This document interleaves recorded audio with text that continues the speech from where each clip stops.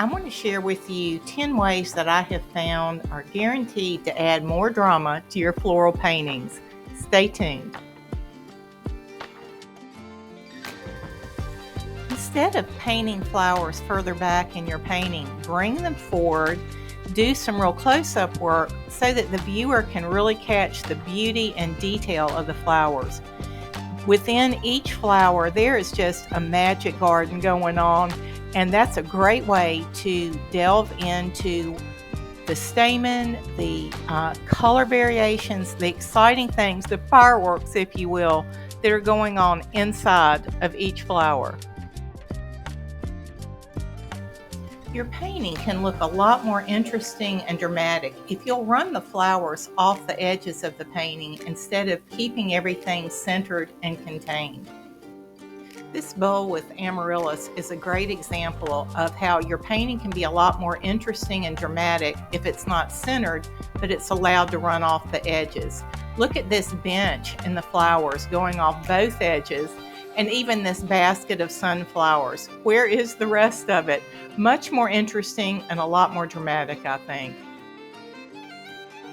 One of the ways you can keep your painting a little more dramatic is to do something unexpected. Surprises are always great, so I like to use a background that's either not normal or it's a little more colorful, a little more dramatic. There's something unusual about the background. This was a super fun painting where I put all kinds of riotous color in the background, and then when I put it in, I went back with wet paint on my brush and I splattered it all over the background. It looked like confetti, and then I painted my painting on top. It was really fun and really effective. In this orchid painting, I used a solid chocolate brown as the background, and wow, it really made those orchids just pop right off the canvas. It was so effective and so simple to do. Here's another example of just using a solid dramatic color to be the background of a painting. This is a companion pair that I did for a customer's bedroom, and wow, that blue just kind of knocked your socks off and it gave those flowers a dramatic place to land. If you've watched any of my videos, if it's flowers or landscapes or still lifes, one of my favorite things to do in any painting is to push the highlights and push the shadows to get more drama. Let me show you what I mean. This painting's a great example of where I pushed those lights and darks every place that I could. If I had used more of a medium value on those sunflower petals instead of using super light lights and super dark darks, you wouldn't have nearly the drama or the contrast. Here's an example of whatever types of flowers you're painting. If you'll have some super lights and super darks within each flower, not only does that give the flower form, but it gives the viewer a real sense of a light source, and those shadows give you even more colorful ways to add drama. In this next example, let me show you how by both crowding your painting or leaving a lot of extra space are both effective ways to bring drama. One of my most favorite types of paintings and one of my best sellers over the years have been these garden scenes that are just chock full, where every square inch of canvas is crowded with big flowers, little dotty things. I've done a lot of different styles, but all of them just crammed full, and they've been so effective. So let's contrast that with the drama that can be achieved by having a single flower with a lot of empty space. Both are very effective. Both are great ways to get drama in your paintings. One of the great easy ways to get some drama and great color harmony in your painting is to use color complements. For example, to use purple and yellow. If they're across from each other on the color wheel, somehow I don't really understand color theory, but these two colors work well together, but yet they're a little jarring together.